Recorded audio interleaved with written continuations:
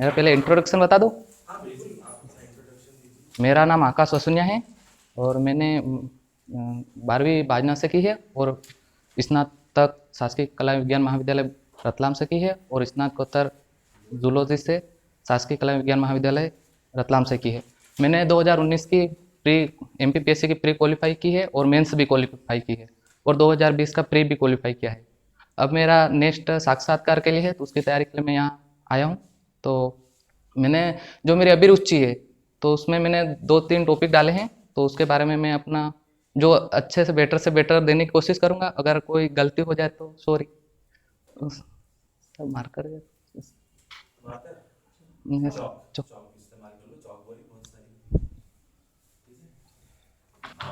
Duster से भी साफ कर सकते हैं।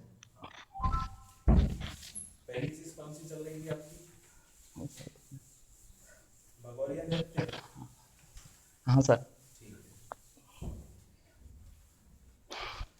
मेरी अभिरुचि में मैंने 3 पॉइंट डाले हैं, 2 पॉइंट डाले हैं।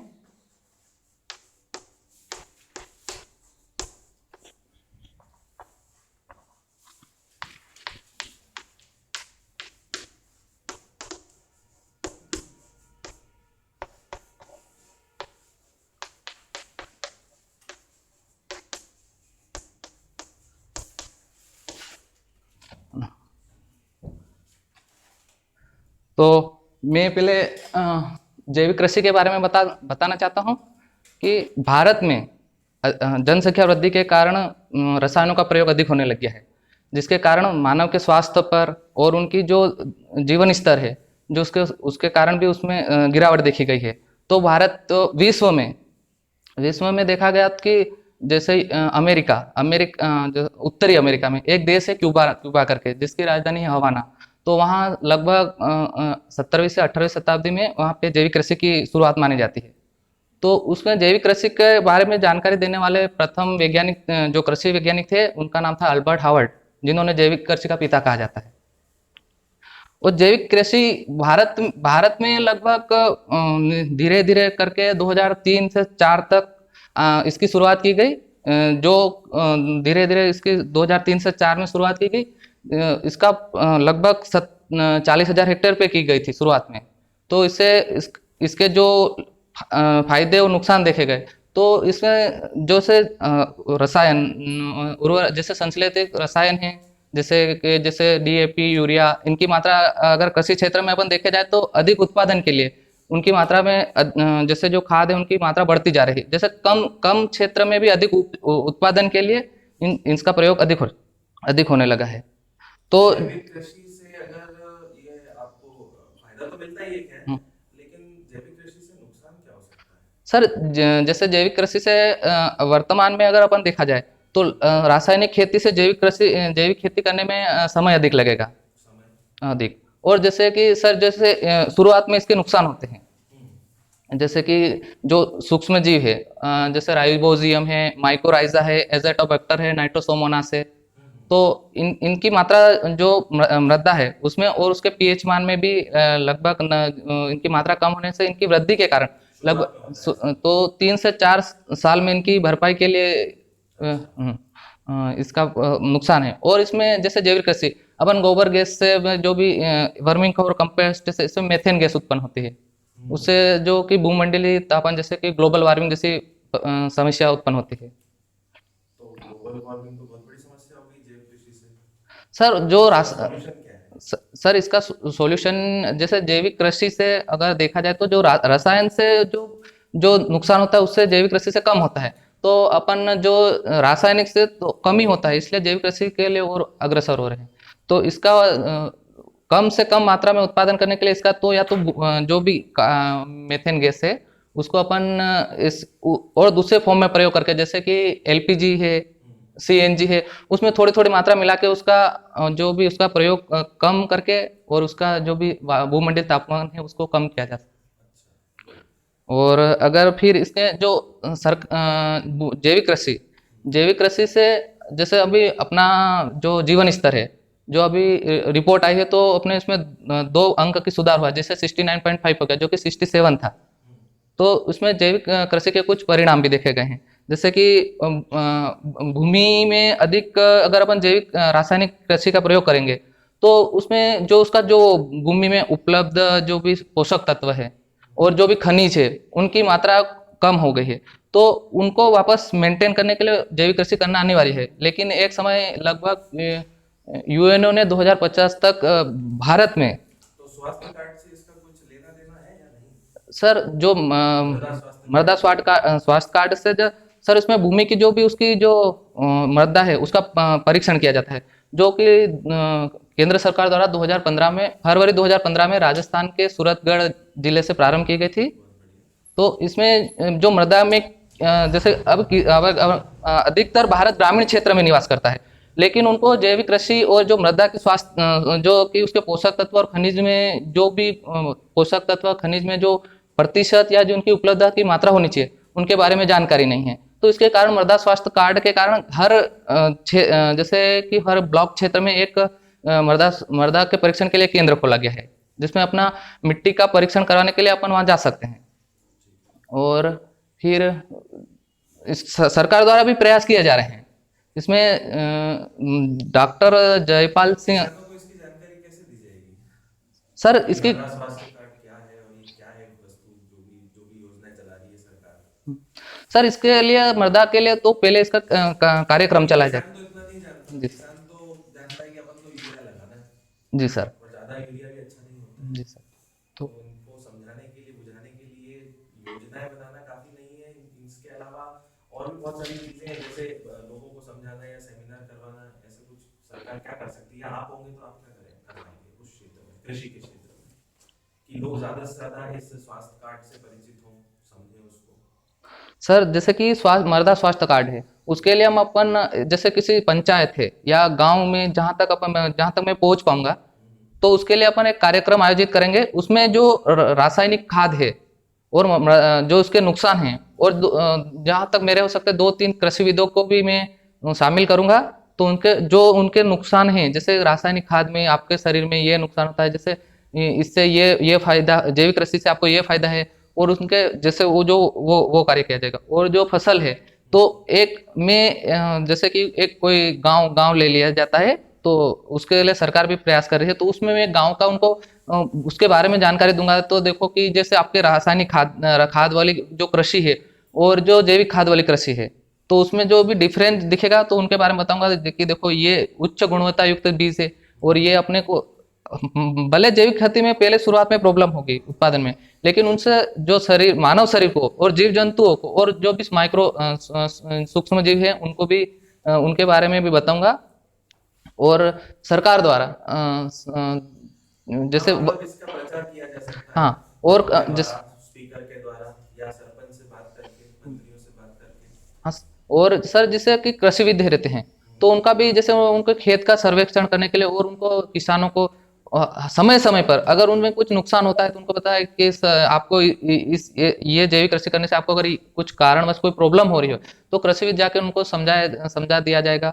और कोई कार्यक्रम है, जैसे कोई बड़ा कार्यक्रम रखा जाएगा गांव में, सर क्योंकि अधिकतर कृषि गांव में ही होती है, तो गांव में मृदा स्वास्थ्य कार्ड के बारे में भी बता दिया जाएगा कि आपको जैसे मृदा की परीक्षण में आपका जो भी मात्रा है वो इस मात्रा में होनी चाहिए, उसका जो अम्लीयता क्षारीयता निर्धारण है तो वो भी बता दी जाएगी। तो उससे आपको इस मात्रा में ये खाद, जैविक खाद में ये मात्रा अधिक होनी चाहिए और इसकी फसल के लिए ये खाद उपयुक्त है। तो इसके लिए मध्य प्रदेश में कहीं अनुसंधान चल रहा है, कोई कॉलेज यूनिवर्सिटी है या नहीं? जी सर, इसके लिए सर मंडला में 47 हेक्टेयर भूमि पंडित जवाहरलाल नेहरू जो यूनिवर्सिटी है वो जबलपुर की, उसके कृषि विश्वविद्यालय, तो वो उसके लिए 47 हेक्टेयर पे कृषि भूमि के लिए कार्य किया जा रहा है, जो उसका अनुसंधान भी वहीं किया गया है। और जैसे कि जैविक कृषि के लिए इंदौर में भारत की प्रथम जैविक इकाई स्थापित की गई है लगभग 2011 में। तो उसके लिए मध्य प्रदेश में प्रथम बार कृषि विकास परिषद का भी गठन 2014 में किया गया है। तो अनुसंधान में चुनौतियां क्या आ रही है? सर अनुसंधान में चुनौतियां ये हो रही है कि सर जैसे कि पहले में उसमें जो खाद की मात्रा है और जैसे जो भूमि है उसमें शुरुआत में सर नुकसान का है, तो शुरुआत में प्रॉब्लम होगी। नहीं, मैं पूछना चाह रहा हूँ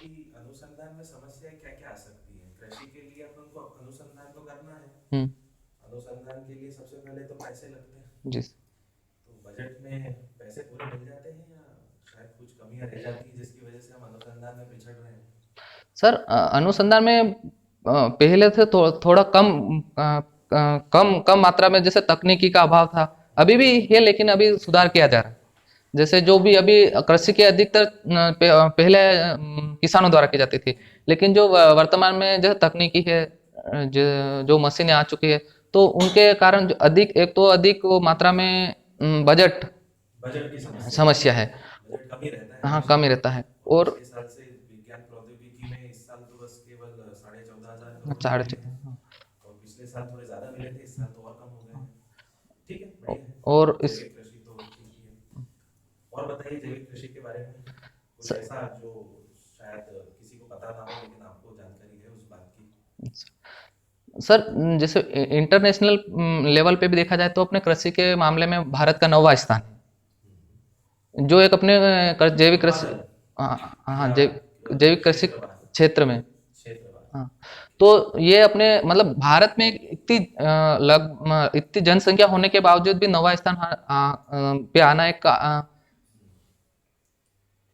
एक अच्छी खास बात अच्छी बात है। और मध्य प्रदेश, अगर अपन में मध्य प्रदेश के बारे में देखा जाए तो पूरे भारत में मध्य प्रदेश में क्षेत्रफल के मामले में सर्वाधिक कृषि होती है, लगभग क्षेत्रवार टू मेरे पॉइंट पास थ्री भी है, लगभग 49% के हाँ आसपास। हाँ, 2.23 के लाख हेक्टेयर के समथिंग। अभी वर्तमान में जो अपने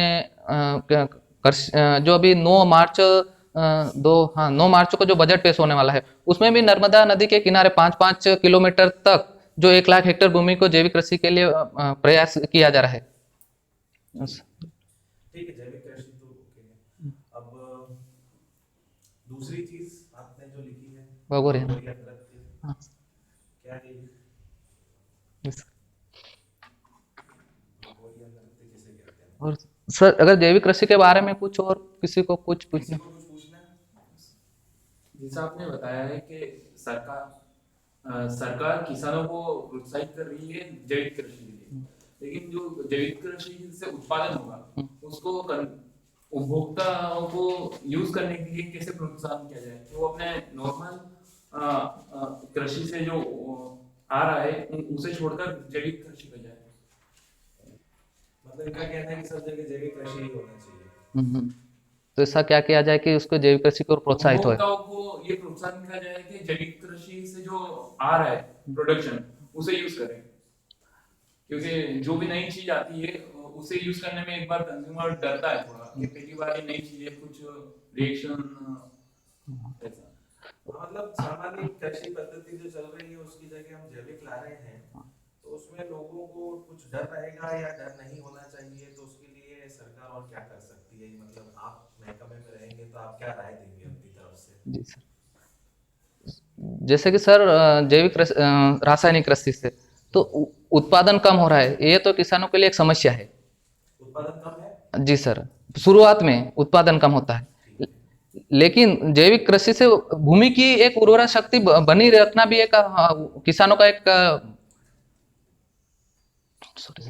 किसानों के लिए वो सॉरी वर्ड याद नहीं।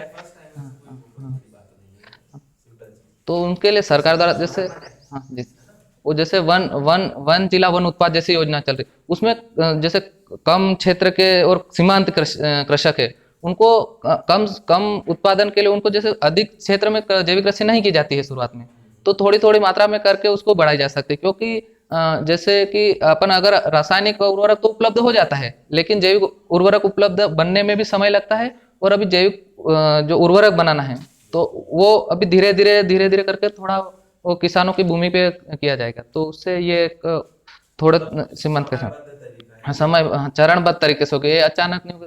तो उस और फिर जो भूमि में जो जीवाणु रहते हैं, पोषक तत्व रहते हैं, उनका नुकसान होता जा रहा है। अभी अपन बात किया जाए तो देखा जाए तो जो कि अभी वर्तमान में देखा जाए तो सोयाबीन का, मध्य प्रदेश में भी देखा जाए तो सोयाबीन का उत्पादन में भी कमी देखी गई है, करीबन लगभग 5 से 6% जो। हाँ ऐसा क्यों? सर, ऐसा इसलिए कि सर जो कि रासायनिक खाद अगर अपन देखा जाए तो उसमें एक समय के लिए अधिकतम उत्पादन होता है, लेकिन धीरे धीरे भूमि की उर्वरा शक्ति कम होती जाती है। लेकिन जैविक कृषि में धीरे धीरे करके जो उसके पोषक तत्व और उर्वरा शक्ति में टिकाऊपन और उसके कारण उसकी जो जैविक उर्वरक की मात्रा डालने से उसकी उर्वरा शक्ति में वृद्धि होती है। तो समय के साथ किसानों को ये ज्ञान होगा, तो समय के साथ धीरे धीरे वो अ- इस अ- कृषि में अग, आगे हाँ बढ़ेंगे। चलिए भगोरिया से स्टार्ट कीजिए। सर। भगोरिया नृत्य हम्म, क्या है ये भगोरिया नृत्य। नृत्य? तो भगोरिया नृत्य क्या होता है? हम्म, कौन से जो जनजातियां हैं वो इस नृत्य को करते हैं हम्म, और इसे किस उपलक्ष्य में किया जाता है जी सर। और इसके विशेष कोई कुछ खासियत है अगर इसकी तो वो भी बता दीजिए। जी सर। जैसे भगोरिया नृत्य है मध्य प्रदेश की सबसे बड़ी जनजाति भील जनजाति के द्वारा भगोरिया नृत्य किया जाता है। इसकी शुरुआत परमारकालीन राजा भोज के समकालीन में शुरुआत हुई थी। इसमें दो भील राजा कसुमर और बालोन दोनों ने अपने जो भगोर क्षेत्र था वहां पे उन्होंने एक मेला आयोजित किया था। तो वहां से उसके भगोरिया की शुरुआत होती है। भगोरिया की शुरुआत की गई तो उन्होंने आसपास के जो भी लोगों ने तो इसको एक पर्व के रूप में मनाना शुरू कर दिया। तो और एक और मान्यता है कि जैसे भगोरिया नृत्य है तो वहां पे जहाँ ये जो नृत्य क्यों किया जाता था शुरुआत में? सर जैसे कि जो रबी की फसलें हैं, रबी की फसलें पकने के बाद लोगों को मिलन के लिए जो एक क्षेत्र जो भगोर करके एक क्षेत्र था वहां पे आयोजित किया जाता था। तो जो रबी की फसल के बाद जो खुशी मनाने जो भी सामान खरीदने के लिए भगोरा पर्व का शुरुआत की गई। तो भगोरिया की शुरुआत भगोरिया जो अपने होलिका दहन के 15 या 7 दिन के पहले शुरुआत होता है। तो इसका यह 3 चरण में होता है। सर 3 चरण, हाँ सर, 3 चरण हाँ होता है तो यानी 7 दिन का होता है। हाँ 7 दिन का। गुलालिया गोल गधेड़ा और उजाड़िया। गुलालिया 2 दिन का होता है, उजाड़िया भी 2 दिन का होता है, गोल गधेड़ा 3 दिन का होता है। शुरुआत में गुलालिया अगर जैसा मान्यता जो भी है वो जहाँ तक मेरे अनुसार जहाँ तक मैंने पढ़ा है वो उचित नहीं लगी, लेकिन अब किताबों में है तो मेरे को बतानी पड़ेगी। अब जैसे गुलालिया है तो ऐसी मान्यता है कि शुरुआत में इसमें जैसे लड़का अगर लड़की को गुलाल लगा देता है और लड़की हाँ मेले में, हाँ भगोरिया मेले में या ये नृत्य करते करते। हाँ नहीं सर ऐसे जैसे जो एक पर्व रहता है तो उसमें ये युवक युवतियों के लिए अगर जैसे त्योहार के त्योहार के समय होलिका दहन होली पहले वो मनाने के लिए वहाँ पे जो भी सांस्कृतिक कार्यक्रम वहाँ शुरुआत हो जाती है। जो जैसे अपने झाबुआ अलीराजपुर अभी 2 वर्ष में रतलाम जिले के बाजना शिवगढ़ इधर भी होने चालू हो गया है। तो जैसे अभी गोल गधेड़ो है, गोल गधेड़ों में ये 3 दिन का पर्व होता है। इसमें ऐसी मान्यता है कि बीच में एक खंबा होता है, उसके ऊपर गुड़ और गेहूं की जो भी एक पोटली बांध दी जाती है और जो कुंवारी कन्याएं रहती हैं तो उसके जो खंबा रहता है उसके चारों ओर वो सर्कल बनाते हुए रहती है। अगर जो भी कोई युवक अगर उस सर्कल को पार करके ऊपर चढ़ के वो पोटली उतार लेता है तो उसको अपने मनपसंद की कन्या से शादी कर सकता है। हाँ। और उसमें ऐसा होता है कि अगर बीच में अगर आप पकड़ा गए तो आपको अच्छी तरह से खातिरदारी भी हो जाएगी। नहीं सर उसमें मार भी खानी पड़ती है, अगर उसमें बच के निकल जाते हैं तो शादी होती है। हाँ फिर उजाड़िया में तो सर ऐसे 2 दिन का रहता है जिसमें अपने सभी कार्य करने के बाद फिर जो भी घर के सामान हैं जैसे होलिका के लिए जो भी सामान है। ठीक पहले और ये बस अब इस वक्त उजाड़िया में होली आने वाली होती है। हाँ और ये 2 दिन का होता है। इसमें जो अपने घर जाने के लिए जो भी सामान खरीदते हैं तो उसमें वो 2 दिन का। उजाड़िया जी सर। और गोल गधेड़ो 3 दिन का होता है। और उजाड़िया मतलब अंतिम समय है। अंतिम समय है। और उजाड़िया मतलब सर उजाड़ से ही ऐसे मतलब मेले का उजड़ना होता है। अब वर्तमान में अगर इस मेले का देखा जाए तो ये एक व्यापारिक मेला बन गया है। इसमें अभी ये सारी सांस्कृतिक गतिविधियां की मात्रा कम हो चुकी है, जिसमें जैसे कि जो मांदल एक वाद्य यंत्र रहता है जैसे वो ढोल के आकार का ही रहता है लेकिन वो ढोल से बड़ा रहता है, उसके द्वारा जो भी स्थानीय गाने के तहत नृत्य किया जाता है तो वो नृत्य किया जाता है। लेकिन वर्तमान में ये व्यापारिक गतिविधियों में इसमें इसको एक भगोरिया नृत्य को एक व्यापारिक तौर पे देखा गया है, जो अपनी भारत की संस्कृति को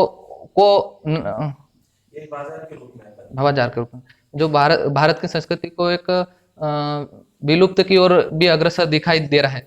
तो सर इसको भगोरिया नृत्य अगर जो भी अपनी पुरानी परंपरा है उसको उसको शुरुआत करने के लिए मैंने अभिरुचि के लिए, जैसे कि जो भी नृत्य है स्थानीय नृत्य किया जाते हैं, जैसे इसमें विभिन्न प्रकार की जो मध्य प्रदेश में अगर जो तो इसमें आपने अपनी अभिरुचि लिखी है भगोरिया, तो जी सर। मतलब इसका सीधा मतलब है कि आपको इसमें इंटरेस्ट है। जी सर। तो क्या आपने कभी पोटली चुराने की कोशिश की? सर सर की तो नहीं, लेकिन देखा है, गया था। देखा है, जी सर, तो अगर मौका मिलेगा तो किया जाएगा। मतलब अभिरुचि है। जी सर। इसके अलावा एक और आपने अपना अपना आपने अपना जो एजुकेशन किया है वो किस चीज में किया है? सर जंतु विज्ञान में किया है, जंतु एमएससी किया है। विज्ञान में किया है। जी सर। तो ये क्या होता है जंतु विज्ञान, इसका कुछ इतिहास बता दीजिए। सर जैसे जंतु विज्ञान में विज्ञान की जो वह शाखा जिसमें जीव जंतु और उनकी संरचना, उनके कार्य और उनके रहन सहन का अध्ययन किया जाता है। जंतु विज्ञान की शुरुआत में अगर देखा जाए तो जो पृथ्वी पर जीवन की उत्पत्ति जीव से ही मानी जाती है, मतलब जैसे जंतु के जैसे अति सूक्ष्म जीव से ही मानी जाती है। तो उसका अध्ययन करने के लिए मैंने जंतु विज्ञान लिया है। तो उसके बारे में तीसरा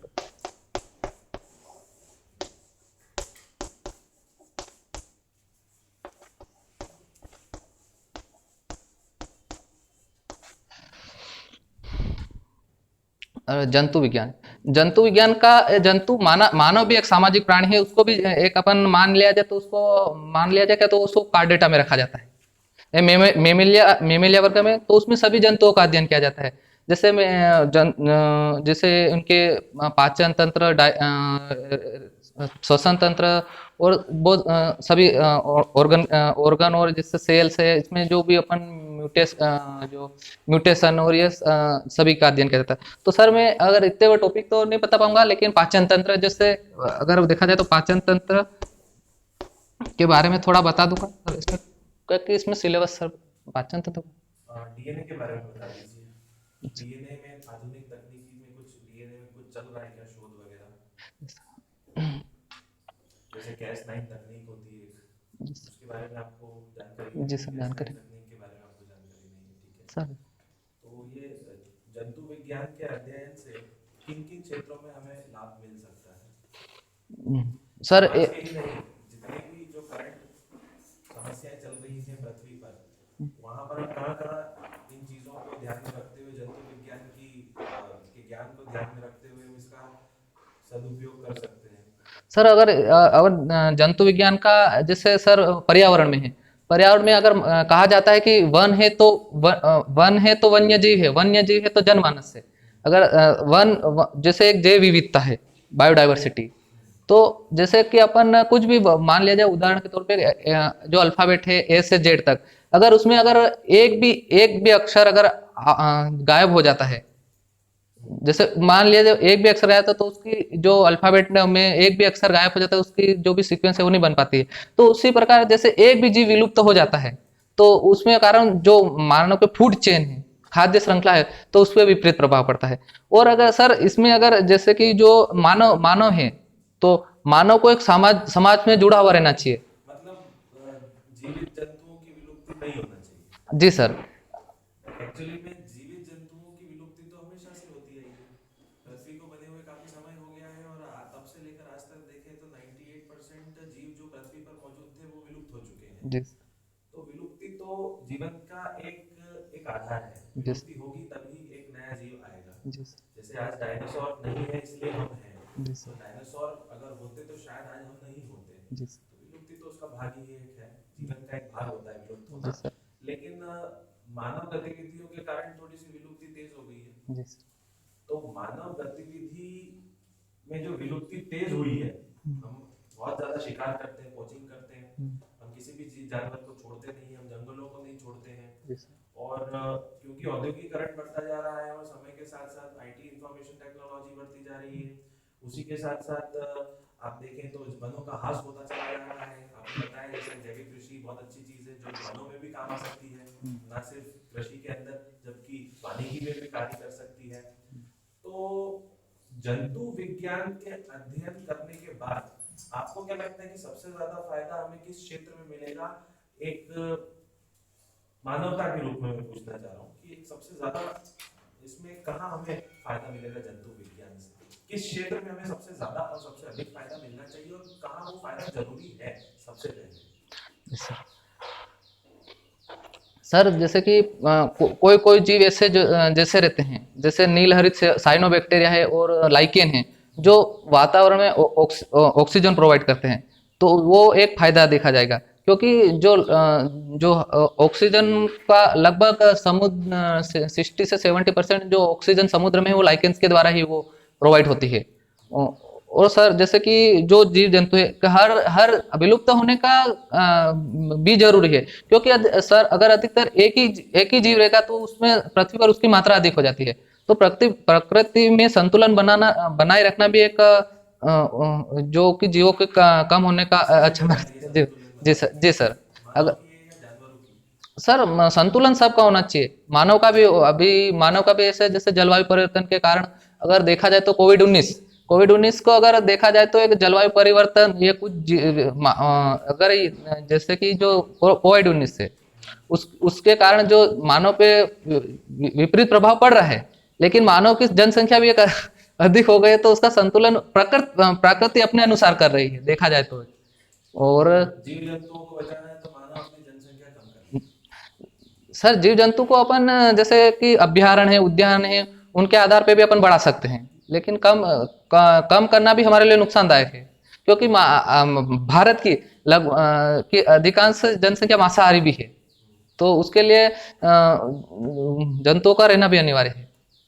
ठीक है, सफिशिएंट था, इतना बहुत बढ़िया था। और अभी तो और काफी सुधार होना बाकी है। जिस ठीक है, आप ऑफिस में बैठिए। और सर जिस हाँ, क्वेश्चन क्वेश्चन। सर आपने भगोड़ा टेस्ट में कहा कि भोला टेस्ट तो 2 दिन का होता है, जी जिसमें जैसे लड़की को लड़की पसंद आती है और वो उसको बुरा लगाता है, तो आपने कहा वो उचित नहीं है, और वहीं आपने जब सर ने कहा अगर आपको मौका मिलेगा आप करेंगे तो आपने उसमें हाथ करी, जी ये दोनों बंदे एक दूसरे से विपरीत हो गए। तो इसमें ये समाज के लिए अच्छा नहीं है, और तो क्यों अच्छा नहीं है अगर ये किताबों में लिखा हुआ बताना, क्योंकि आज के टाइम में तो रूढ़िवादी से हमको आगे आना, आधुनिक समय में आना है, और ये तो परमाणुकालीन समय से अगर ये चीज चलती आ रही है, अगर एक उसमें फ्रीडम है आपको अपना जीवन साथी चुनने की, तो बहुत अच्छी चीज है आज के टाइम के लिए भी, जो कि आज रूढ़िवादी ज्यादा देखी जा रही है कि किसी को नहीं पता, तो ये बिल्कुल उचित क्यों नहीं है? उचित अगर ये मतलब परमारकालीन में इसको इसको आगे बढ़ाने के लिए, भगोरिया को आगे बढ़ाने के लिए, क्योंकि काफी प्राचीन सभ्यता का एक हिस्सा बन चुकी है, तो इसको आगे बढ़ाने के प्रयास क्यों नहीं किए जाते? ये केवल एक छोटे से क्षेत्र तक सीमित क्यों रह जाता है, जबकि ये सबसे बड़ी एक जनजाति का एक भाग है ये? ऐसा क्यों? सर इसका सर ये एक पहले जो परमार कालीन से स्टार्ट हुआ था, तब एक एक सांस्कृतिक अपने भारत की संस्कृति का एक संरक्षण के रूप में कार्य करता था। तो जो अभी वर्तमान में इसमें ये सारी गतिविधियां नहीं होती है, तो ये एक व्यापारिक, इसको एक व्यापारिक दृष्टि से देखा जा रहा है। मेले लगते हैं, जी लोग सर। खरीदारी करने आते जी हैं। हाँ, जहाँ पे इसमें खरीदारी करने आते हैं उसका मतलब सर, जो भारत की जो भील जनजाति की संस्कृति को संरक्षण देता था, तो वो एक व्यापारिक मार्ग की ओर अग्रसर हो रहा है। तो जिससे इसकी जो धार जो प्राचीन कालीन जो धार के समय में जो शुरुआत हुआ था, तो इसको सर एक रबी की फसल के बाद खुशी मनाने के लिए ये त्योहार आयोजित किया जाता है। लेकिन जैसे जैसे इसका समय बढ़ता गया कि जो जीवन साथी चुनने का जो इसमें जो ये है क्या प्रारंभ दिखा में नहीं नहीं था शायद। नहीं था, लेकिन ये रबी की फसल की खुशी के लिए आयोजित किया जाता है, लोगों को एकत्रित करने के लिए, जैसे कि सभी वर्ग अपने वर्कर, जैसे जो किसान हैं, जो भील जनजाति के सभी लोगों को एक मिलने का एक प्लेटफॉर्म उपलब्ध कराता था। लेकिन धीरे धीरे जो आप बोल रहे हैं कि जीवन साथी चुनने का जो है वो मैं अगर रहता तो चुनता, लेकिन इसमें जो भी जो क्या बोलते हैं जो कम जो विवाह के योग्य उम्र कम है वो भी इसमें वो ऐसा अब हो आप जाता मुझे ये है। भी बताइए ना कि ये तो हर सभ्यता का स्वाभाविक अंग है। हाँ हर सभ्यता में कहीं ना कहीं ऐसा कल्चर होता ही होता है जहाँ लड़का लड़की को हाँ। मिलाया जाता है। ये तो हर सभ्यता का अंग है। ठीक है, ये तो प्रकृति है, स्वाभाविक सी बात है। जी ठीक है, है। और किसी को क्वेश्चन? एमपी फैक्ट्स आप याद करते हो, आपने अपने बोला 2 बार क्लियर किए, जी तो वो फैक्ट्स कैसे, जैसे एक बार में तो नहीं हो सकते वो facts? हाँ तो आप कैसे याद करते हैं? जी हाँ जीके का याद करने का आपका तरीका क्या है जिसकी वजह से आप कुछ ज- सारी चीजें याद रहती है फैक्ट? जैसे कि एमपी जी के एक प्रार्थना के रूप में है। जैसे कि अपन जब जैसे स्कूल में प्रार्थना होती है, जैसे कि शुरुआत में अपन को कुछ पढ़ना किताब बुक पढ़ना भी नहीं आता है, लेकिन अपने को प्रार्थना याद हो जाती है। तो इसे एमपी एक ऐसा सब्जेक्ट, इसमें सब फेंकते ही है। तो इसको रोज रोज मतलब अपने हिसाब से जितना अपने को लग रहा है कि मैं इतना पढ़ सकती हूँ, याद कर सकती हूँ, तो इतना ही पढ़े, उसके ऊपर ज्यादा नहीं पढ़े। भले अपन 1 पेज पढ़े या 2 पेज पढ़े या 5 पेज पढ़े, रिवीजन। रिवीजन। और मतलब इनकी समस्या ये हो रही है बच्चों की कि जब ये पढ़ाई करना शुरू करते हैं तो दूसरे सब्जेक्ट बहुत अच्छे से समझ में आ जाते हैं, लेकिन जब एमपी जीके की बात होती है तो यहाँ सिर्फ तथ्य तथ्य तथ्य ही दिखते हैं। जी सर, तो इन तथ्यों को क्या बार बार पढ़ के रटा जाए या किसी चीज से जोड़कर समझा जाए? सर इसका किसी जोड़ से जैसे कि कोई मान लीजिए रतलाम जिला है, अब रतलाम जिले में अपन सब लगभग रतलाम जिले के हैं, तो एक ग्रुप में मिल के जैसे कि अपन जैसे किसी की टांग खींचने का कार्य करते हैं। तो जैसे कि कोई वो बोलता है कि ये ऐसा है तो ऐसा नहीं है, ऐसा नहीं है, तो जैसे अपन जैसे कुछ लड़ाई के तरीके से ऐसे याद करते हैं कि मैं मेरे दोस्त के साथ ऐसे ही करता हूँ कि डिबेट कि यार नहीं ऐसा नहीं, ऐसा हो सकता है, बोले भले 1 अंक का भी अंतर होगा, तो फिर अरे हाँ यार उसने ऐसा बोला था, मेरे साथ इसकी बहस हुई थी, तो वो अपने को हमेशा के लिए याद हो जाता है। तो आपके तरीके मतलब यही थे कि आप डिबेट जी सर। और ये तो भूला भी जाते हैं, अगर अपन को लगे मेरे को याद है, मतलब ये जीवन भर के लिए याद नहीं नहीं हो सकते, हो सकते। समय के साथ सब भूला हाँ, ही जी जाता है और जी बाद सर, में मैं भी भूल जाता हूँ, मेरे को भी रिवीजन करना पड़ता है। अगर 8 दिन एमपी छोड़ देते तो भी फिर एमपी पूरी पढ़नी पड़ती। देखो ठीक है। तो सबके साथ यही स्थिति है। कोई अलग से घर से नहीं आया है। एक हाँ मेरा क्वेश्चन, आपने ट्राइब के बारे में बताया, जनजाति के बारे में, उनकी क्या खासियत होती है, कुछ स्पेशलिटी होती है ना उनकी, बाकी जो बाकी में नहीं होती है? हाँ, तो इसमें इनकी देखो एक जैसे हर हर ट्राइब की एक तो भाषा होती है, अलग ही भाषा होती है। जैसे अब बिली की बिली भाषा है, जैसे कि जो भारिया की भरनोती भाषा है, और इनकी संस्कृति, इनके रहन सहन खान पान जैसे सब पद्धतियां इनकी अलग रहती है। इनकी अगर देखा जाए तो गांव गांव में जाके भी इनकी परंपराएं बदल जाती है, जो किसी और ट्राइब में नहीं देखी जाती है। और इनके पहनावे में भी अंतर देखा जाता है, शादी विवाह शादी विवाह में भी अंतर देखा जाता है। जैसे पहनावे में अपन अगर ब्रॉड लेवल पे देखे तो एमपी का पहनावा और राजस्थान का पहनावे में अपन पहनावे से ही उनकी अलग एक विशेषता दिखाई देती है। तो अपन बिना पहचाने भी बोल सकते हैं कि ये राजस्थान का है, बंगाल का है, मध्य प्रदेश का है। कल्चरली भी तो डिफरेंस होता है, जी एक सोच, माइंडसेट जो सोच होती है वो भी एक फर्क होता है, वो कैसे बताएंगे आप? माइंड सेट जैसे कि जो रूढ़िवादिता है तो उसके अकॉर्डिंग ही माइंड सेट होता है। जैसे कि जो पूर्वज है उनके द्वारा जो कार्य किए जाते हैं तो वो उसी कार्य के रूप अपना माइंड सेट बना लेते हैं। तो उसके लिए उनका हर हर हर में किसी पितृ सत्तात्मक है, किसी में मात्र सत्तात्मक है, किसी की जो कार्य करने का जैसे जो दिनचर्या तो रहती ये है वो। सब में ही है ना, पर ये तो सभी कैटेगरी में एज ए ट्राइब में क्या है, मतलब मैं वो पूछना चाह रही हूँ। इस पर्टिकुलर ट्राइब में जो भगोरिया नृत्य जो कर रहे हैं, वो जो भगोरिया नृत्य कर रहे हैं जो जनजाति, उनमें ऐसी कौन सी विशेषता है जो अन्य जनजातियों से थोड़ी सी पृथक है, अलग है? वो मित्र सत्तात्मक है या केवल भगोरिया नृत्य है या और कुछ अगर होता हो? बाकी क्या है कि नॉर्मली सारे ट्राइब्स तो एक जैसे ही होते हैं, लगभग सब में समानता ही होती है। जी केवल भाषा का मुख्य फर्क होता है, आचार व्यवहार का मुख्य फर्क होता है और शायद शादी विवाह का भी फर्क हो सकता है। शायद जैसे दूध लोटावा करके हम एक बात करते हैं, दूध लोटावा करके कुछ होता है ना? जी सर। जो दूध लोटावा होता है वो गोंड जनजाति में होता है। कौन जनजाति? तो उसमें ऐसे एक विशेष मतलब जैसे मामा का लड़का लड़की और बुआ के मामा लड़का लड़की दोनों पे आपसी वो शादी हो जाती है। लेकिन तो ये भील, विशेषता केवल कौन हाँ जनजाति? गोंड जनजाति, भील में ऐसा नहीं होता। भील में जैसे कि नात्रा कौन प्रथ जनजाति भगोरिया नृत्य नहीं करते हैं, नहीं करते नहीं सर, शामिल होते हैं। नहीं होते। मतलब ये जो भगोरिया नृत्य करने वाली जनजाति है, ये इनकी विशेषता ही भगोरिया है। हाँ जी सर। सर इनके जैसे जैसे भगोर देवता है, मतलब उनको भगोर जो भगोरा देवता करके उनको वो देवता के रूप में मानते हैं। और दूसरी जो ट्राइब रहती है वो उनमें जैसे कि गोंड के अलग वो जैसे राजा कर्ण और सबके अपने अपने अलग अलग देवताओं के अनुसार जो भी अपन जैसे परंपरा में जिसे को देवी देवताओं के रूप में रूढ़िवादिता हाँ किसी में कम है, मतलब कम देखी जाती पूछना है। यही जा रहे हैं कि रूढ़िवादिता जो है इस समाज में कितनी है, कम है या सुधर रही है बाकियों या से बढ़ अलग है। चुकी है? जैसे आपने बताया कि आपके यहाँ वो जो भील जनजातियों में होता है अपने पसंद करने का, एक वो अच्छी चीज है वैसे देखा जाए तो। मैं बस वो पूछना अच्छा तो वो कम उम्र में भी होती है इसलिए वो वो मैंने उसका बोला हाँ, नुकसान है, नुकसान वो है हाँ दोनों जगह हाँ होता है, पर एक फायदा है कि आपको सोसाइटी में एक दर्जा दिया जाता है कि आप पसंद कर सकते हैं, एक नेचर से जुड़ाव भी अच्छा होता है। जी।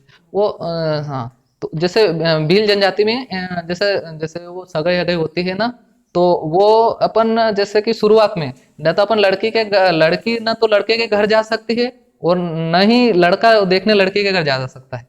तो उसको एक प्लेटफॉर्म उपलब्ध कराने के लिए जैसे कि मेले में या फिर वहां तो उनका मिलन हो जाता है।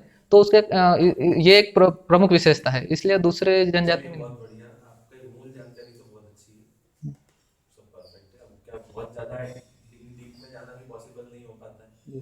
अपन सीधे शादी कराने तो बैठ नहीं रहे किसी की, कैसे करवाना और कैसे मिल रहे हैं लोग, बाकी बस परफेक्ट बढ़िया था। लेकिन सुधार में बहुत सारी चीजें हैं, जैसे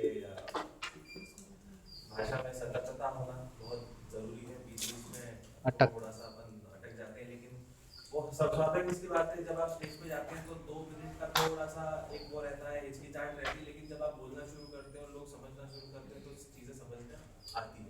तो मुझे भी आने लगी धीरे धीरे। हालांकि कुछ लाइन ऐसी थी जो शायद ऊपर से चलेगी, कुछ समझ में नहीं भी आया मुझे भी, मैं पर्सनली कह रहा हूँ ये जी चीज, है ना?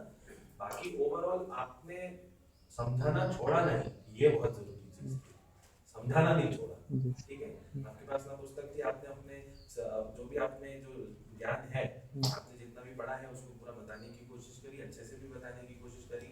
बीच बीच में उतार चढ़ाव होते रहते हैं समझाने में, करने में, सब कुछ परफेक्ट था। और इसमें मतलब मान के चलिए कि 50% और गुंजाइश है इसको सुधारने की, तो इसको और सुधारा जाएगा।